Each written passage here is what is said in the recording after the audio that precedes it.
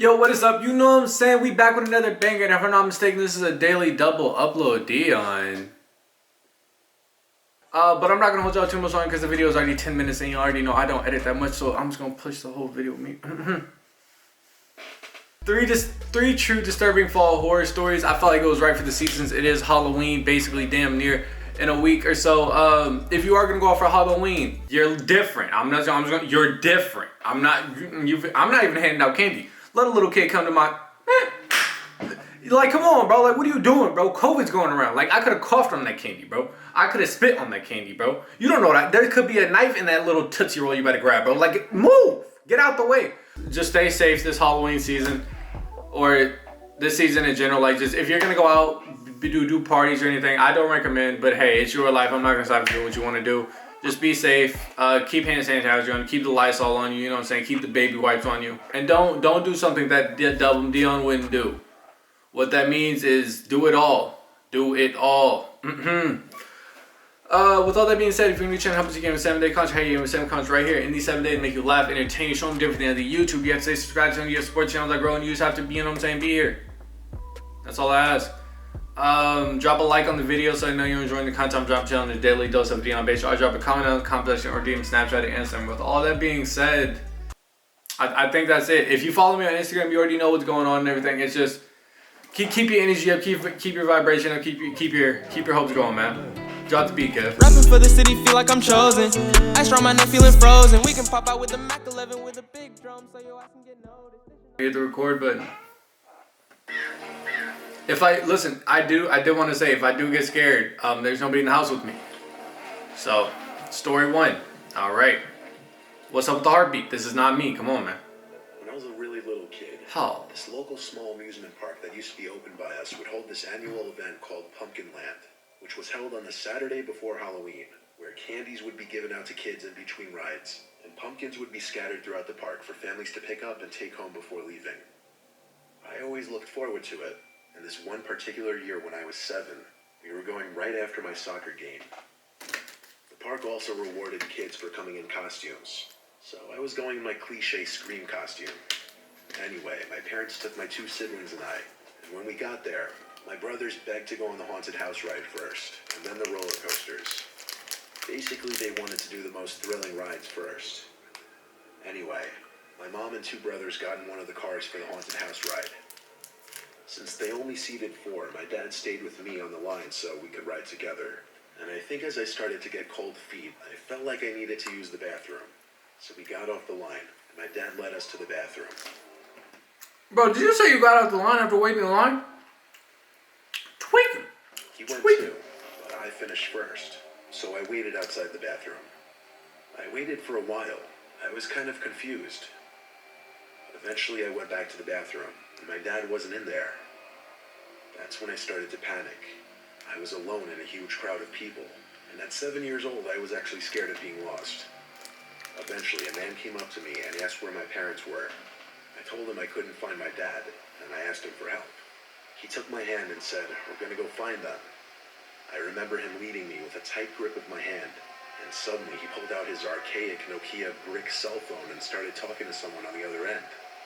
The only major thing I remember him saying was, "Oh, I'm with him right now," as he looked down at me and smiled. Then he said, "Okay," and hung up.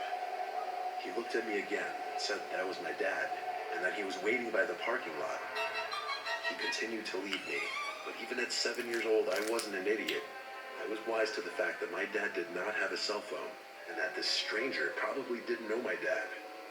How would he even know who I was if I was under a Scream mask?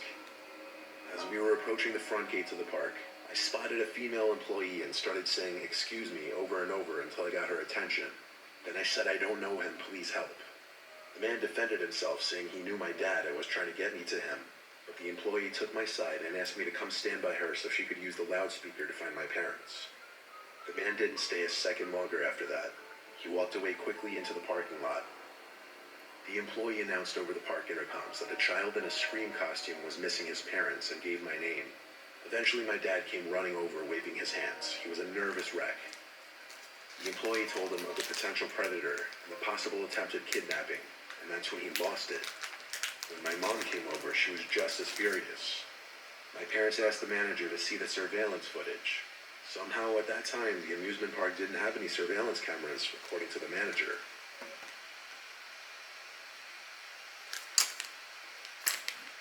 No surveillance? What does that even mean? So you're just gonna run this whole hookabaloo with no cameras? Crazy.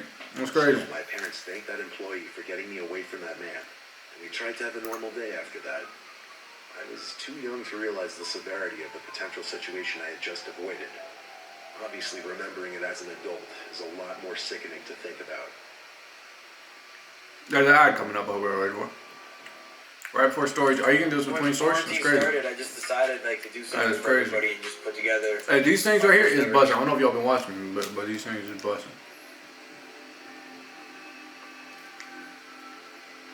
When my mom and stepdad went on their honeymoon, I wasn't trusted to watch the house for the week.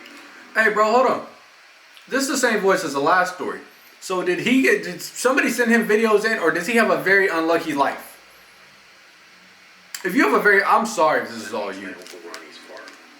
He lives with my Aunt Susie and my cousin Ronnie Jr.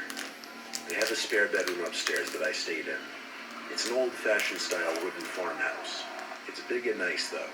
The spare bedroom overlooked the crops and the numerous scarecrows my uncle had scattered through the crops. This was in mid-October a few years ago, and my uncle was mid-harvesting his corn at this time of the month. He asked for my and Junior's help. Weirdly, it wasn't tedious work, like I kind of enjoyed doing it. He wasn't using his combine. Instead, we were just hand-picking a bunch of corn. I had this little rolling basket-like thing that I was supposed to fill up. I admired the 3 scarecrows he had. They looked like he put a lot of work into them. They had sweatpants on and varying flannels, along with straw hats over their heads. Couldn't be me. I'm sorry. I like picking too the much. corn. I asked Uncle Ronnie how long it took to make those. He said a few hours at most, and he said they really do the trick keeping the crows away for the most part. That night after dinner, I played video games and smoked weed with Junior for a little bit. Then I just went to the guest room to do whatever on my laptop. Shout out to you and Junior, man. Next thing Stay I knew, medicated. a rock or something hit the window. It scared me for sure, as there's no way that wasn't intentional. I didn't want to go look out the window to check, though. I just closed my laptop screen so there would be total darkness in the room. I crossed my fingers it wouldn't happen again, but when a second rock hit the window, my heart felt like it dropped out of an airplane. Hey, bro, you gonna have to stop playing this little violin. I'm sorry, bro. The room Starting to was activate still my sixth sense. dark, so I gave it a minute before getting up to peek out the window. There was a full moon out, and one of the outside lights was on, both lighting up a decent amount of the crops and one of the scarecrows. I continued to look around, but when I saw something moving in the corner of my eye, I looked back at the scarecrow to see one of its arms waving at me. No, surely I was hallucinating. The Bro, wind who got this camera footage? Who was running the field doing this? The arm moved back down to its side. I shut the blind and wanted to throw up. I ran to Junior's room and opened the door, but by this point in the night, he was already asleep. I closed his door and checked downstairs for my aunt and uncle, but all the lights were off downstairs, so I checked their bedroom, and they too were both asleep. I went back to my room and lifted the blind just enough to peek out there. The light outside was now off, but with the bright moonlight, I was able to see the scarecrow was still hung up on the stick. I looked out that window for over a minute, waiting for it to move again, but the longer I waited, the more I realized I must have been higher than I realized. I finally dropped the blind back down and climbed into bed.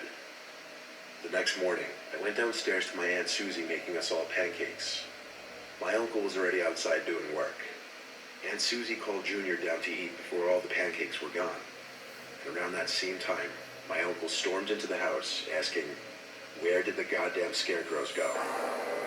My heart dropped. The 3 of us went outside, my uncle leading us to show us that all 3 scarecrows were missing from their posts.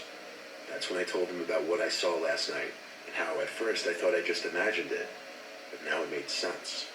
The nightmarish realization hit me that somebody did in fact throw rocks in my window. They did see me looking out, and someone was posing as a scarecrow. That night when we were all sleeping, the doorbell rang continuously at like 1 or 2 in the morning. That scared I the... heard my uncle and Junior yelling in the hallway and running down the stairs, so I followed. When he opened the front door, The 3 scarecrows were posted up right in front of the porch, all with red paint stains covering them, mimicking blood. My uncle called the police and turned on all the outside lights on the property. The police, as well as my uncle, chalked it up to some stupid early Halloween prank by a bunch of immature kids.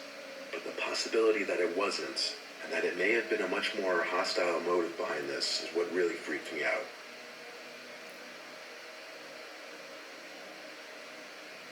You really set these ads right between stories. That's smart of you. That's smart of you. Just know, you know what I'm saying? We hit that 5-second skip button. Yes, sir. Tally it up.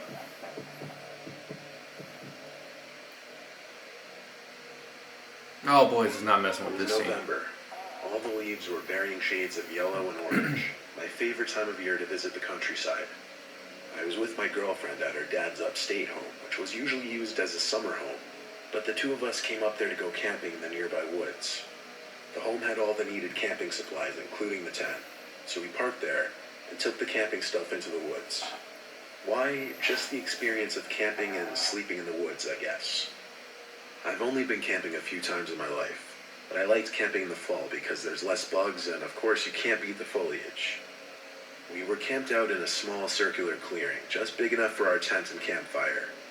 We sat around the fire for about an hour, eating and just talking.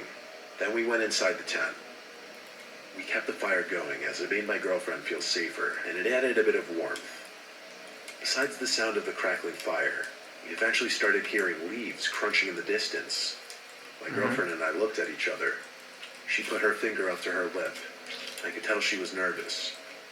Fires usually repel wildlife from approaching, so as the crunching of the leaves got louder, it got more suspicious.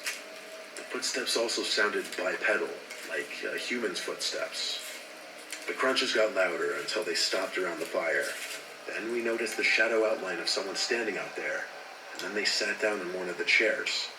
But they didn't say a word, so I finally decided I was going to peek my head out and check.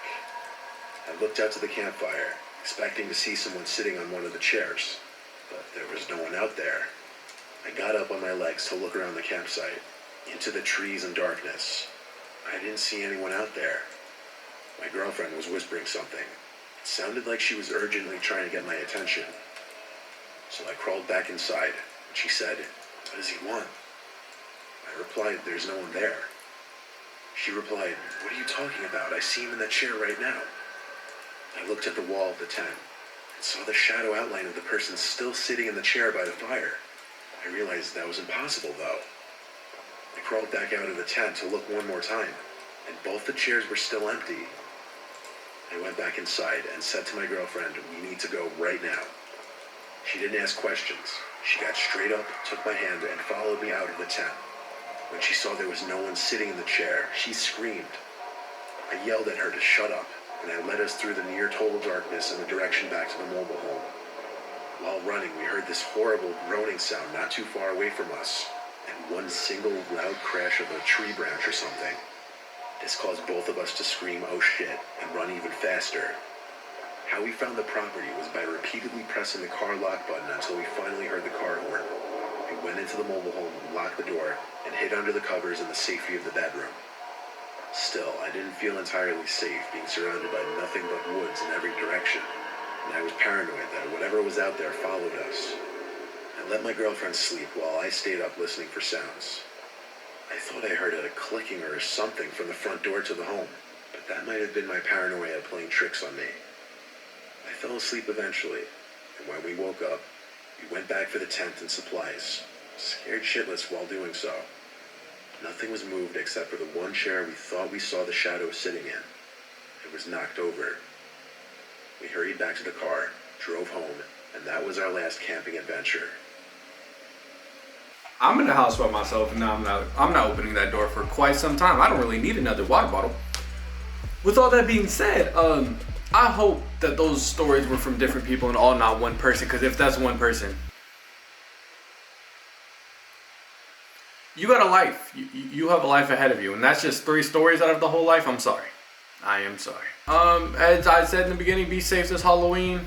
Do what you gotta do. If you're gonna go out, do what you have fun. Be safe. Keep your energy up. 7-day contract. If I entertained you, show them different than YouTubers say, subscribe to the channel. Keep on going forward. You might not like this reaction. You might not like another one. You might like the 1K special tomorrow. Who knows? You know what I'm saying? Just stick around. See what you like. Just give me 7 days to try and impress you. Drop a like on the video so I know you're enjoying the content I'm dropping on daily. Those damn bitch. I'll drop content on the comment section or DM, Snapchat, and Instagram. With all that being said, I'm head out for the day. Lost my motivation, I was on vacation. Niggas on my clones, all I see is imitations. They wanna stop the grind, but there's no limitations. I'ma make it one day, and I put that on the nation. And on me, I swear this was meant to be. And on me.